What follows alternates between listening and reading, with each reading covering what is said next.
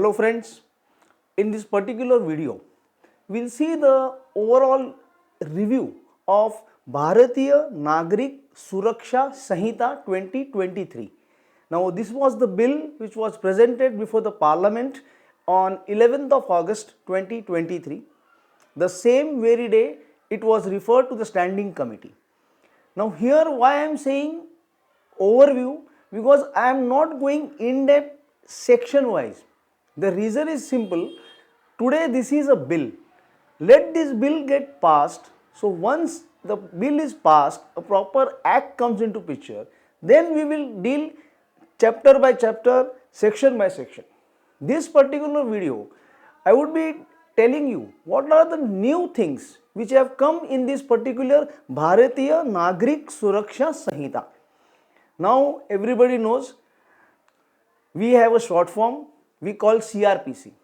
Identically, we can call this BNSS. So throughout my video, I will be referring this as BNSS. Now before I go to tell you the new sections, first I will tell you what are the repercussions which will happen on repealing of the CRPC. Now for that, we have to go to the last section of this particular chapter, and that is section 533. The Code of Criminal Procedure 1973 is hereby repealed. Now, what will happen on repealing of the present CRPC when this particular BNSS would come in effect? Now, there is a lot of people, they are having confusion as to what will happen to all those trials and all. Let me tell you very clearly. Let us take an example. Assume that this BNSS comes into effect on 1st of January 2024. The BNSS makes it very clear that all those cases, inquiries, trials, all those pending up to 31st of December 2023 will be as per the old CRPC. It's very clear. So the code will start functioning from 1st of January 2024. So all new FIRs, new trials, new inquiries, new search and seizure, everything will be as per the BNSS which will come into effect. So for pending cases, CRPC will be applicable. So I hope it is very clear that existing cases which we are dealing today will be dealt as per the existing CRPC only. But there are certain exceptions which they have given. Now what is that exception? The exception is provided that every inquiry under chapter 14 of the old code. Now what was that chapter 14 of the old code? Condition requisite for initiation of proceedings. All those which are pending at the commencement of this Sanhita shall be dealt with and disposed of in accordance with the provision of this Sanhita.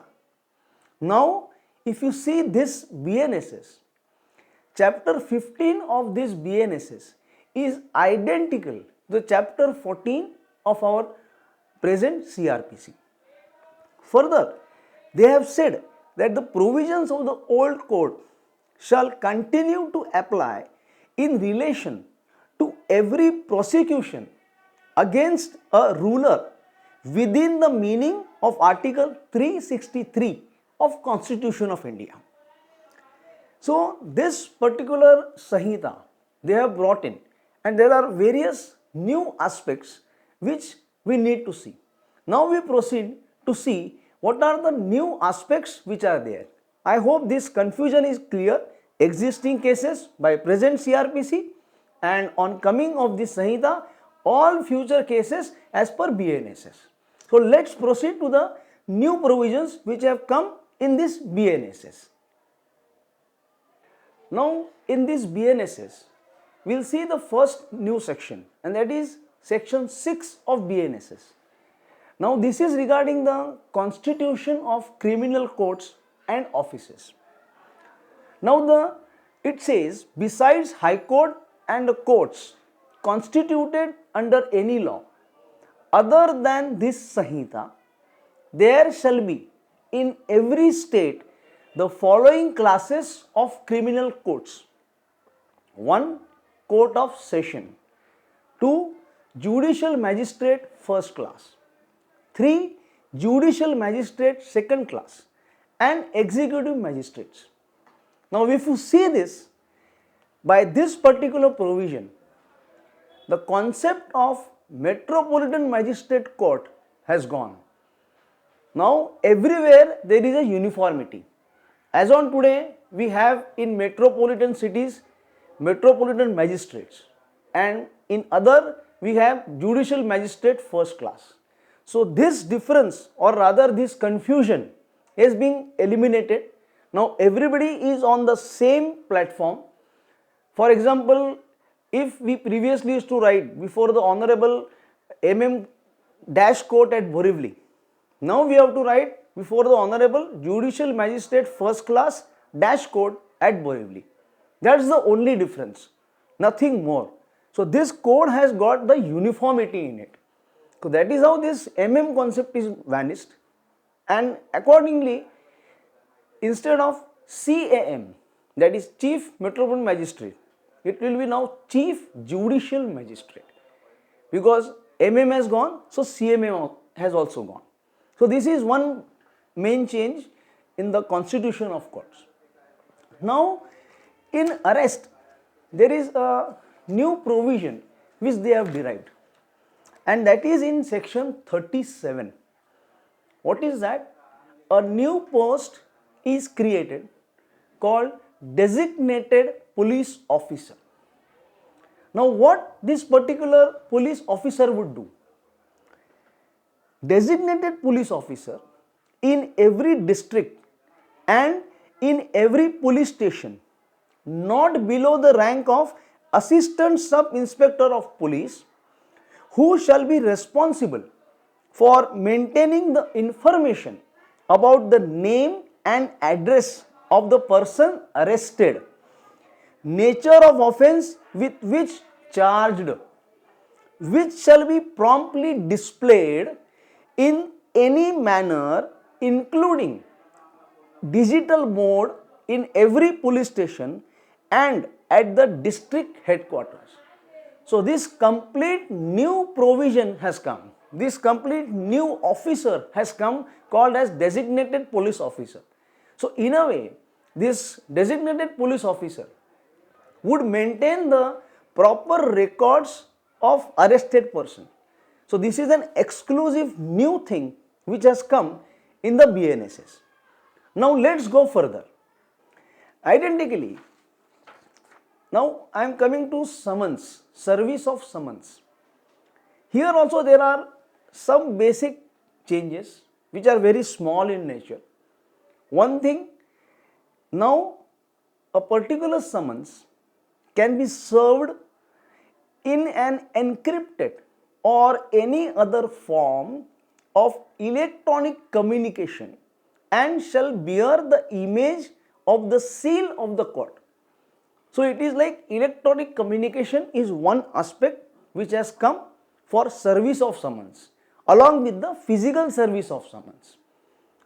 Further, as far as the service on company was concerned, now they have put here directors, managers.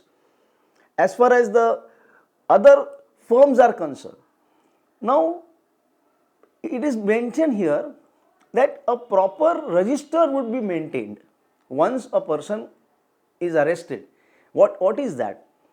Police, provided that police station or the registrar of court shall maintain a register to enter the address, email address, phone number and such other details as state government may by rules provide.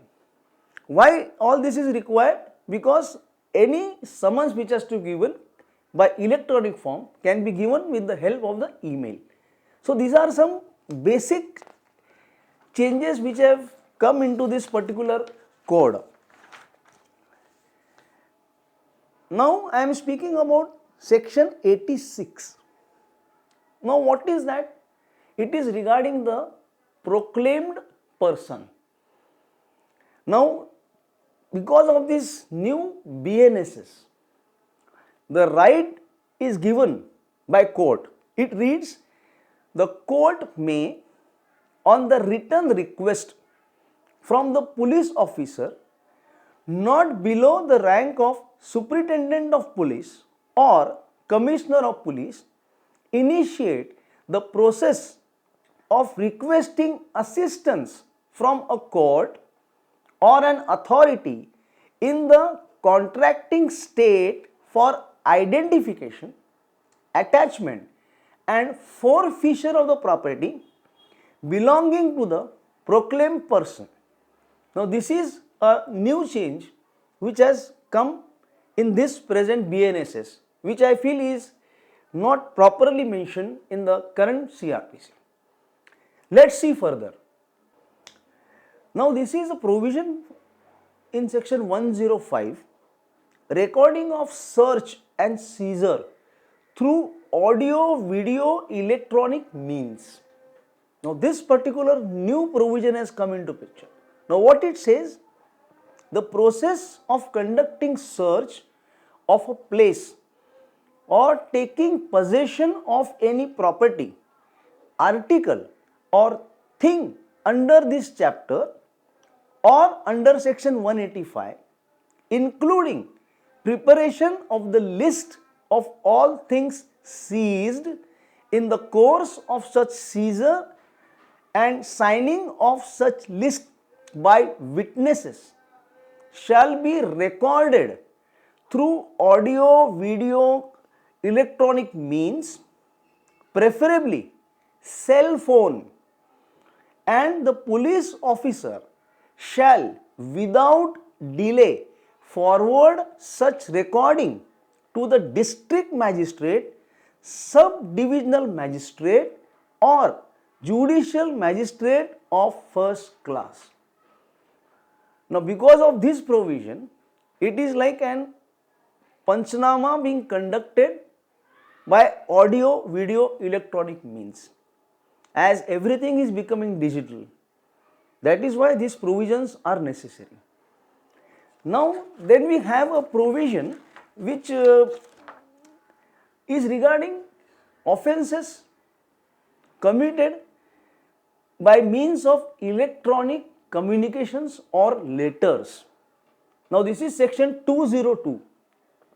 Any offence which includes cheating may, if the deception is practiced by means of electronic communication or letters or telecommunication messages, be inquired into or tried by a court within whose local jurisdiction such electronic communications or letters or messages were sent or were received, and any offence of cheating and dishonestly inducing delivery of property may be inquired into or tried by a court within whose local jurisdiction the property was delivered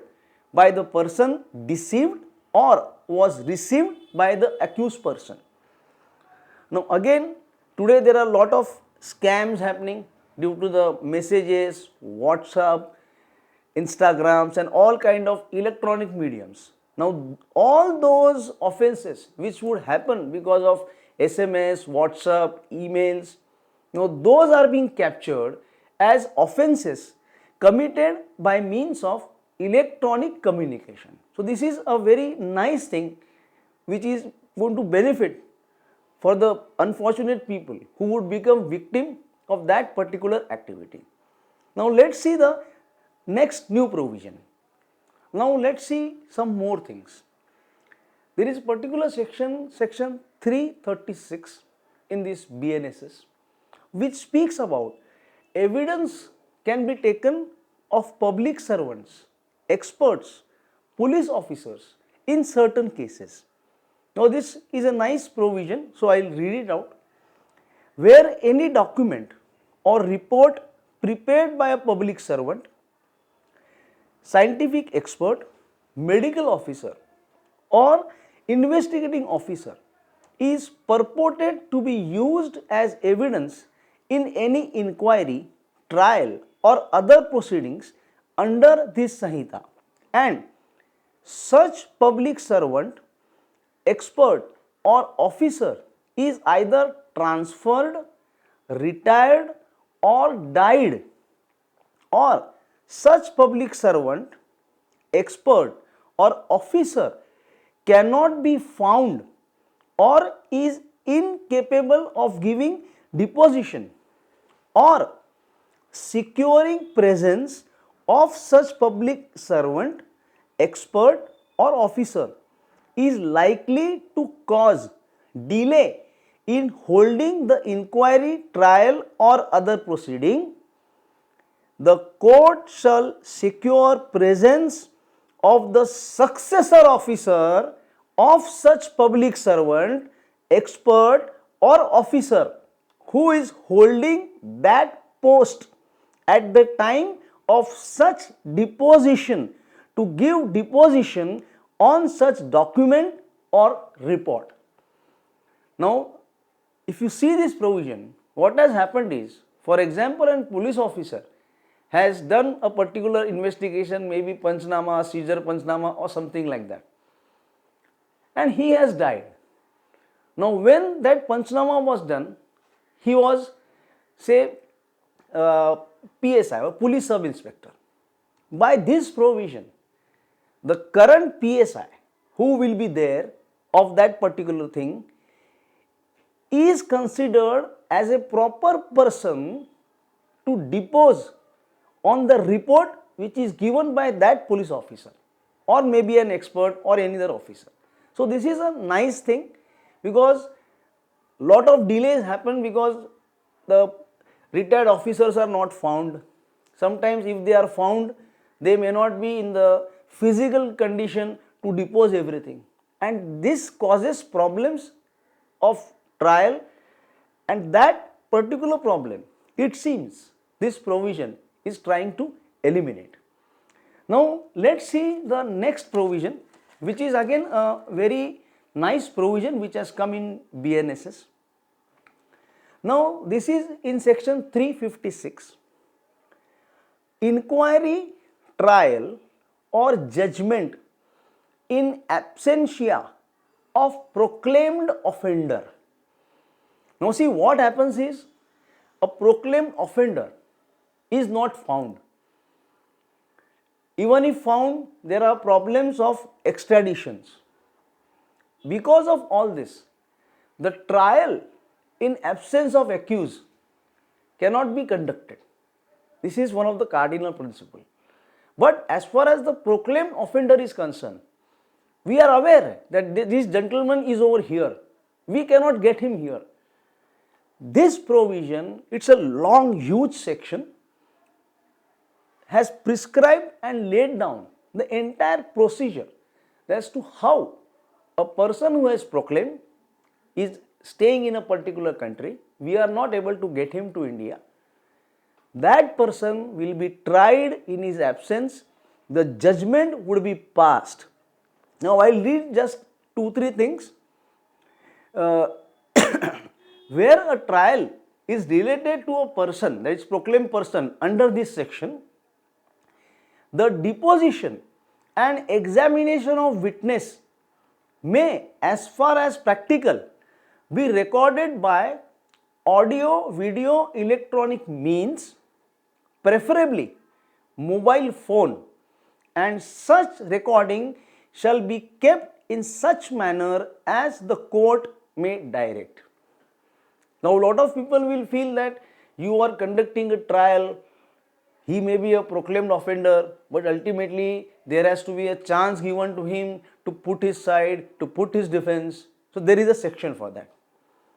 No appeal shall lie against the judgment under this section unless the proclaimed offender presents himself before the court of appeal.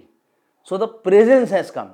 So it is not the question that he is being deprived, but he has to come in India, file an appeal. Provided, now there is a time period, and you see this time period is really in a different manner.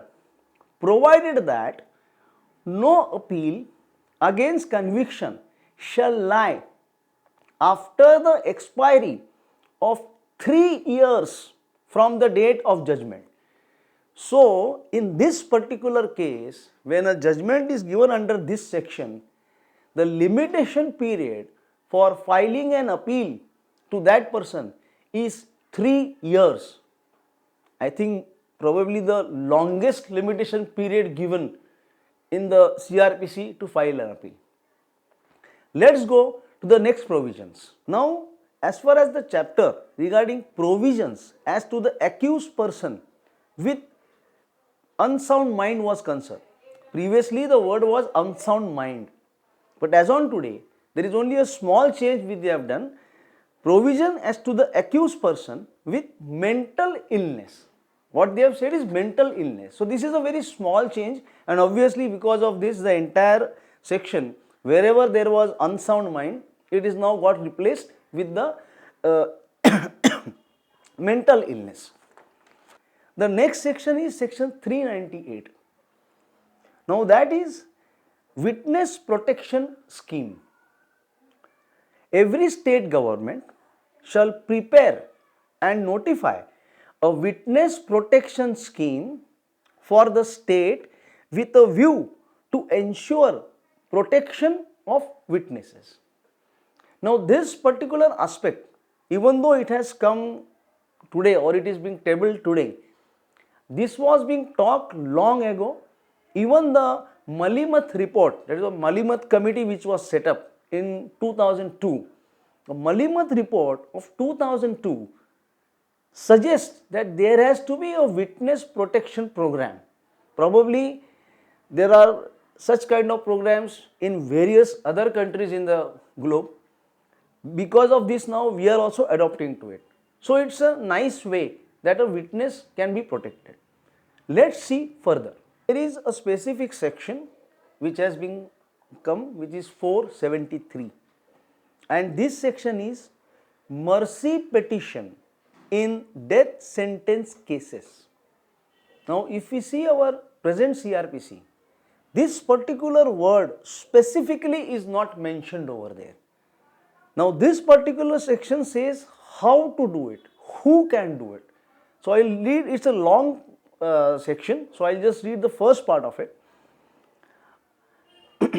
A convict under the sentence of death or his legal heir or any other relative may, if he has not already submitted a petition for mercy, file a mercy petition before the President of India under Article 72 of the Constitution of India or the Governor of the state under Article 161 of the Constitution of India within a period of 30 days from when he is informed about that particular thing. Now, then they have prescribed how it will travel. This particular is a new section which is being there and which has come, because if we see our current CRPC, this particular nomenclature in such clear form is not visible in the present CRPC. Now, I will come to the next provision, and that is section 479, and this is one of the important sections probably being dealt by all the practicing criminal lawyers, and that is provision as to bail and bonds. Now a classic thing has been done. 479 defines what is bail. It says bail means release of a person accused of an offence from the custody of law upon certain conditions imposed by an officer or court, including execution by such person of bond or bail bond. Now further, they have said what is bond. Bond means a personal bond or an undertaking for release without payment of any surety. Now they have defined what is bail bond. Bail bond means an undertaking for the release with payment of surety. So bond and bail bonds. Bond is without payment of surety, bail bond is with payment of surety. Now this is a very nice thing which has been incorporated in this particular BNSS. Let's see further. Now let us see a new section which has come, that is trial and proceedings to be held in electronic mode. Now this is section 532. It says all trials, inquiries and proceedings under this code, including summons and warrant, issuance, service and execution thereof, holding of inquiry, examination of complainant and witnesses, trial before a session court, trial in warrant cases, trial in summons cases, summary trials and plea bargaining, recording of evidence in inquiries and trials, trials before High Court, all appellate proceedings and such other proceedings. Now this is the excellent part of it. May be held in the electronic mode by use of electronic communication or use of audio video electronic means. So in a way, as we are saying about e-courts, this particular provision has clearly said that there can be an e-trial, e-inquiry, e-service.